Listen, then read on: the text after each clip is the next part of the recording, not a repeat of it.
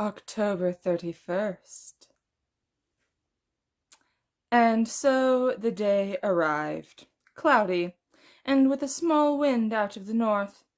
I told myself that I was not nervous, that as an old hand at this there was no jitters of anticipation, rushes of anxiety, waves of pure fear.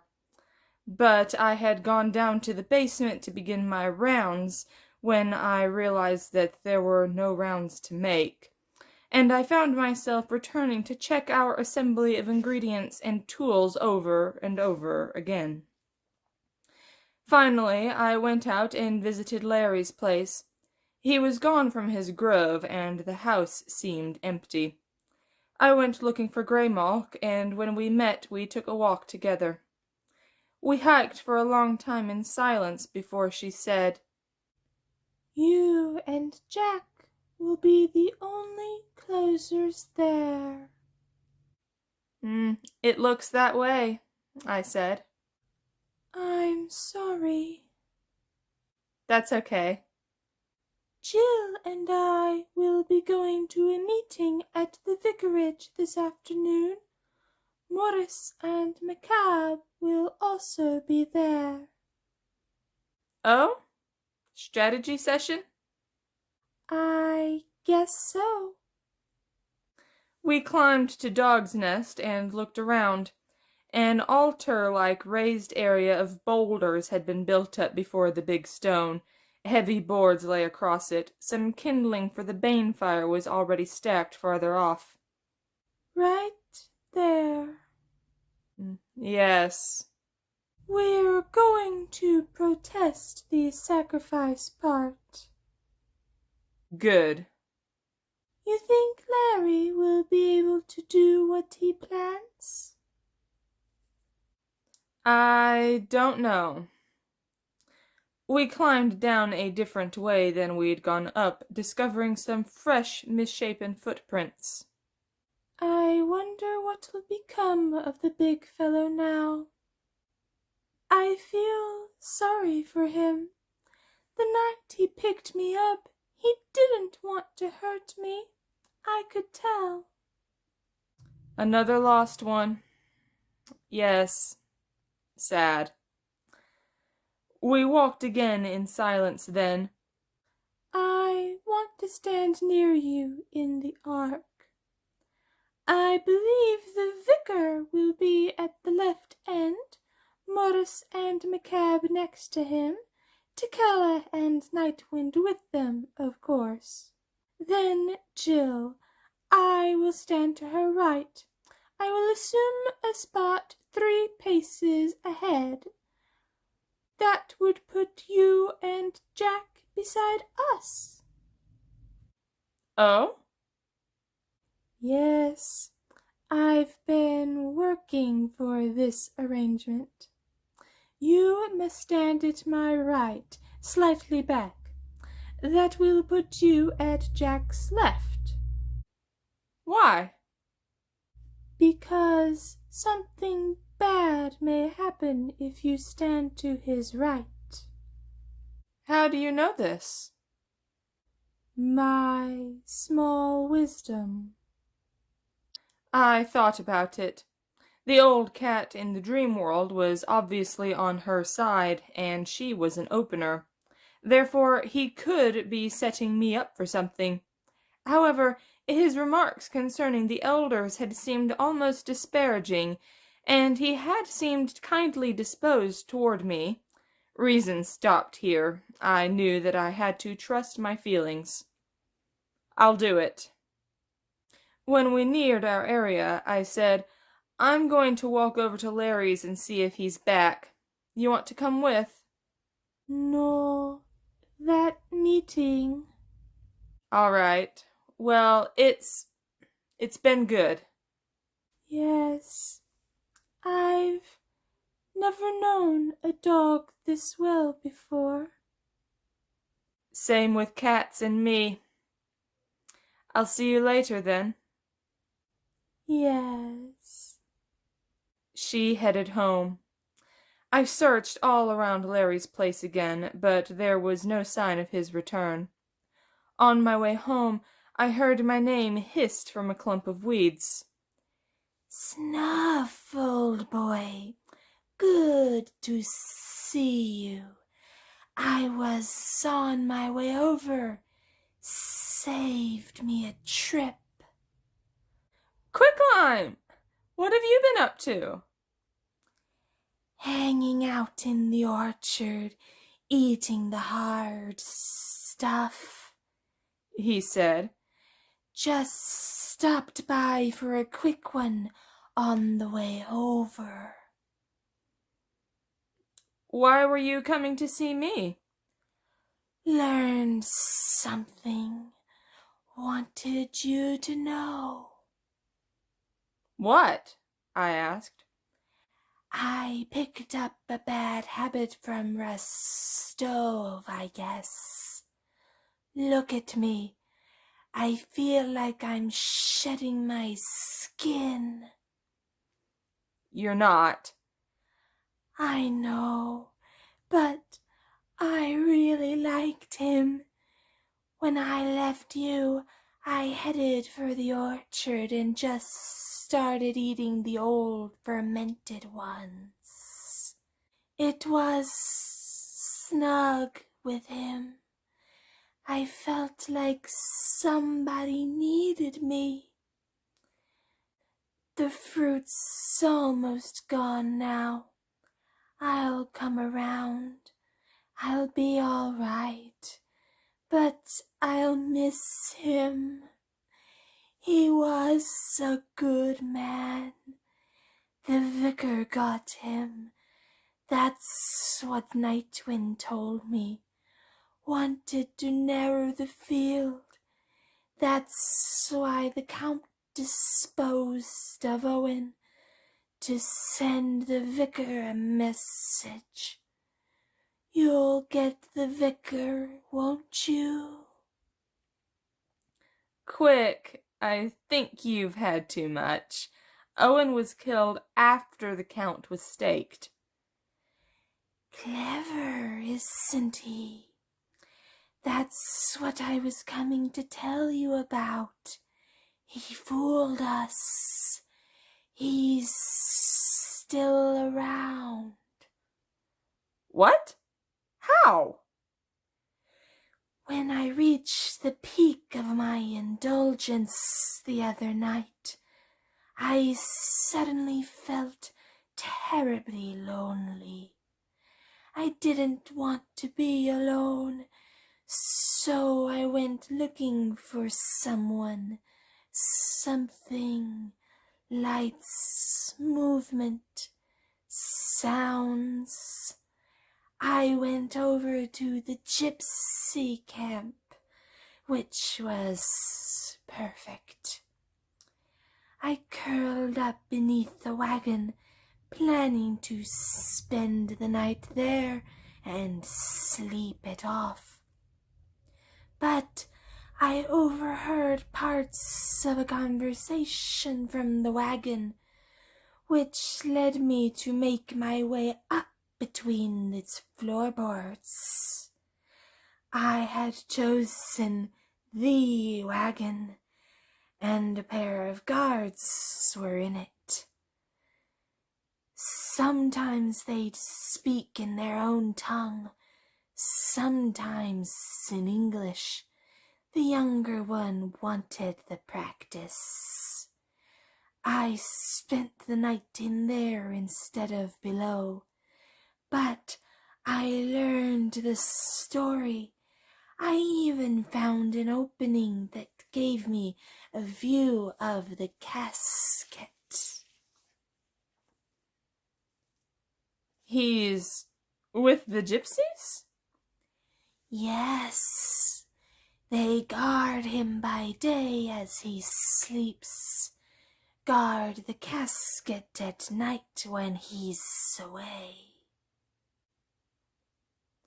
So he faked it, I said. Just the skeleton we'd found in his garments, put the stake into it himself. Yes, the crumbly skeleton that was already there. and that's why the ring wasn't on it. Yes, and he was safe in that too. Anybody finding the remains would assume that the staker had taken it. I felt a chill. Quick, he did make this arrangement after the death of the moon, correct? Yes, your calculations would be unaffected. Good. But this I don't understand. The Count killed Owen because the vicar killed Rostov. Owen was an opener. Does that reflect a particular sympathy on the part of the Count, or was he simply out to check the vicar and keep the violence from spreading? I don't know. Nothing was said on the matter. I growled softly. This is a complicated one, I said. Agreed. Now you know everything I do. Thanks. You want to come with me? No, I'm really out of the game. Good luck. Luck, quick. I heard him slither off. It rained a little that afternoon, but stopped shortly after sunset. I went outside to look for the moon, and Bubo came with me. The clouds still veiled her, however, and all we could see was the big area of brightness she shed in the east. The wind blew chill. So, this is it, Bubo said. By morning, it will all be decided. Yes. I wish I could have been playing all along. A wish on the moon, I said. It may be true. You have been playing, in a way. You've traded information. You've watched things develop, same as the rest of us. Yes, but I didn't really do important things like the rest of you. It's mainly the little things all added up that give us the final picture, that make the difference. I suppose so, he said. Yes, it was fun. Do you think, well, could I possibly come with? I'd like to see it happen, however it goes. I'm sorry, I said. We couldn't be responsible for a civilian, too. I think it's going to be a rough one. I understand, he replied. I'd guessed you'd say that, but I had to ask. I left him there after a time, watching the sky.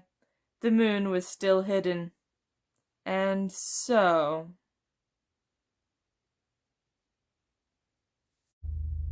We left before midnight, of course, Jack and I, he in a warm coat and carrying a satchel containing the equipment.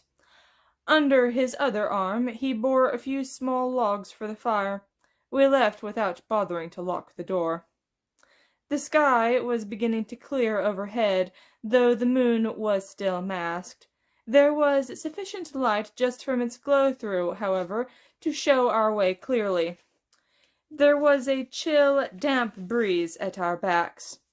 Soon, Dog's Nest was before us, and Jack decided we should circle it and mount its eastern slope. We did that, and as we came in sight of the top, a small glow was already apparent off in the circle towards the stone with the inscription. Moving nearer, we saw that Vicar Roberts and Morris and McCabe were tending a small fire they had obviously just gotten going, nursing it to achieve greater compass. The vicar's ear was unbandaged now, and light showed through the two high perforations in it. The heap of kindling was much larger than when Greymock and I had been by earlier. The bane fire is a necessary part of our business. It goes all the way back into the misty vastness of our practices. Both sides require it, so in this sense it is a neutral instrument. After midnight it comes to burn in more than one world, and we may add to it those things which enhance our personal strengths and serve our ends. It attracts otherworldly beings sympathetic to both sides, as well as neutral spirits who may be swayed by the course of the action. Voices and sights may pass through it, and it serves as a secondary, supportive point of manifestation to whatever the opening or closing object may be. Customarily, we all bring something to feed it, and it interacts with all of us throughout the ritual. I had urinated on one of our sticks, for example, several days earlier. There are times when players have been attacked by its flames, and I can recall an instance when one was defended by a sudden wall of fire it issued. It is also good for disposing of evidence. It comes in handy on particularly cold nights also.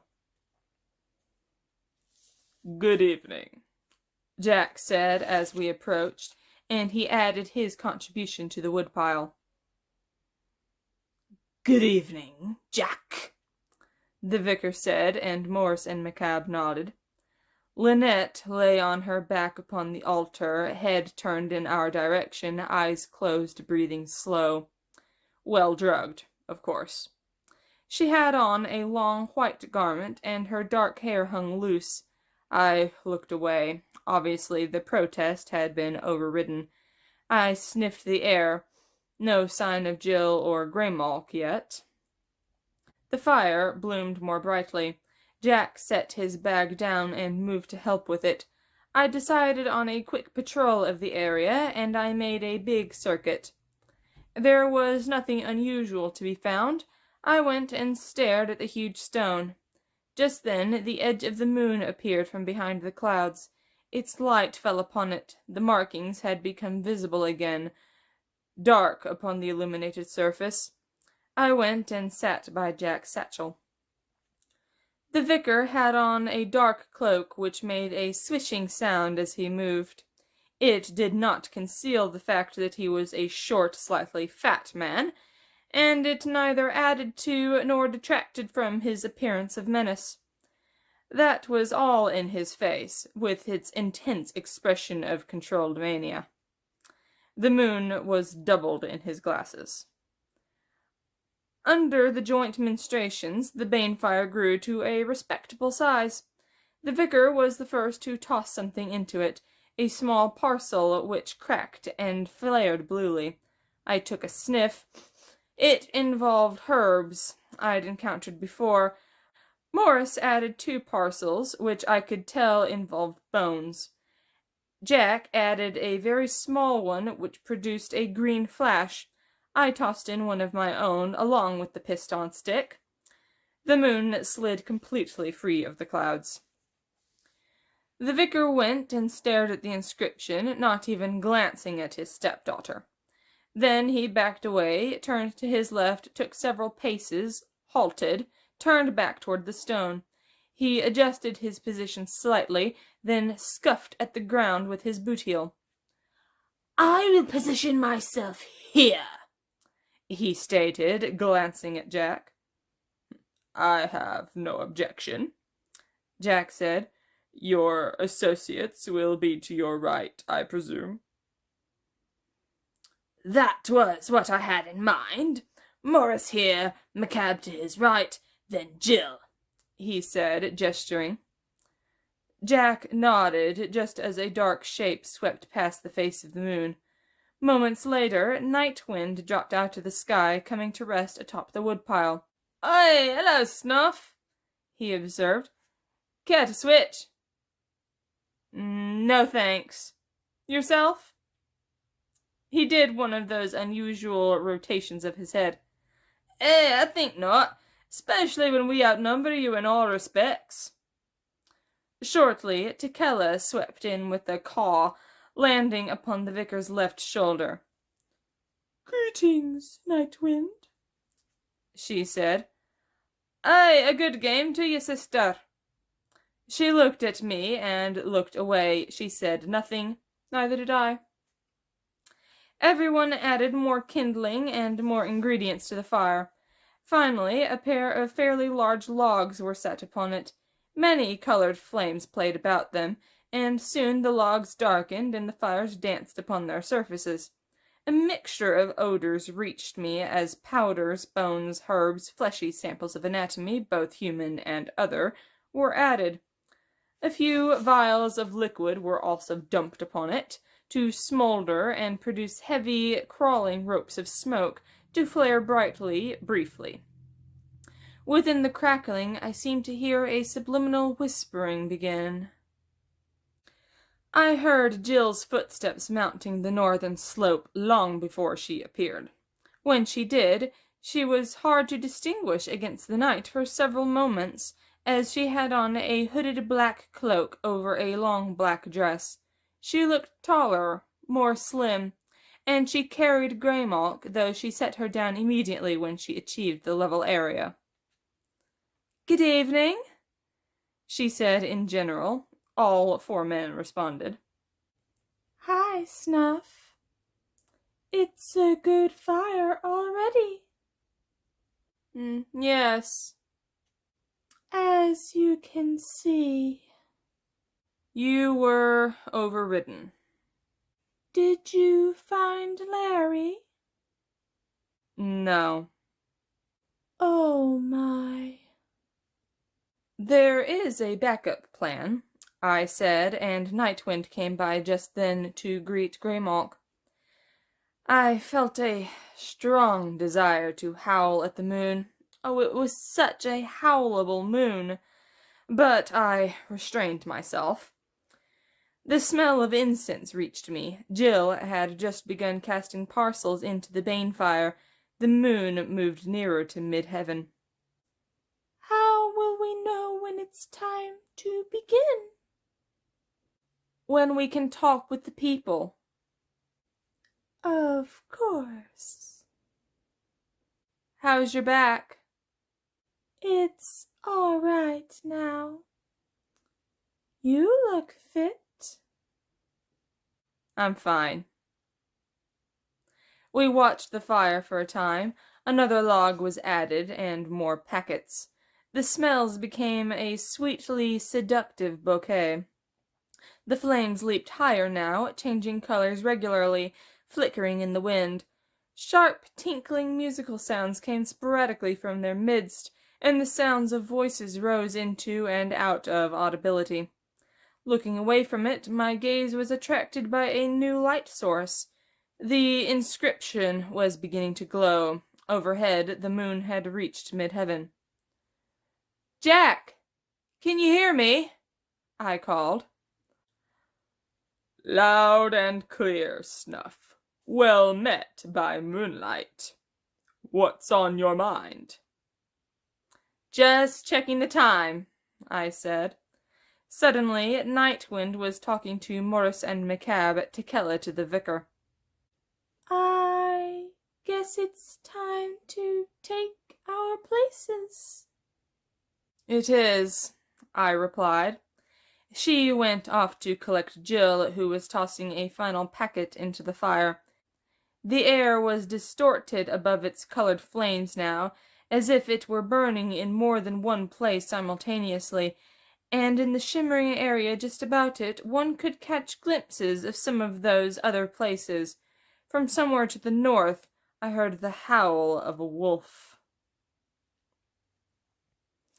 The vicar went and stood at the spot he had indicated. Morris and McCabe moved to take up their positions to his right. Nightwind stood atop a rock between them. Then Jill moved to stand beside McCabe, Greymalk next to her, but 3 cat paces forward. I went and stood near her, Jack to my right. The line was bowed out away from the big stone, with Jack and the vicar across from each other. Lynette dozed on the altar about 10 feet in front of me. From somewhere within his cloak, the vicar removed the pentacle bowl, which he placed on the ground before him. Then he withdrew the Alhazred icon, which he propped against a rock to his left, facing the glowing stone. Night Wind moved to a new position back behind the pentacle. The openers always begin things, as the closer's work is purely reactive.